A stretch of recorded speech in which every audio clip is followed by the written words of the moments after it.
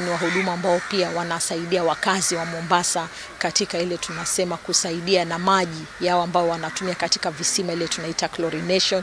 Hizo ni vitu ambavyo vinaendelea kila siku, kila leo. Ni activity ambazo hazikatiki. Alafu bado pia kuna na zile tembe ambazo tunaita aquatabs ambazo tunapatiana kwa bure kwa wakazi wa Mombasa ili waweze kutumia kuhakikisha maji ambayo wanayotumia pia yanakuwa ni masafi ya kuweza kutumia.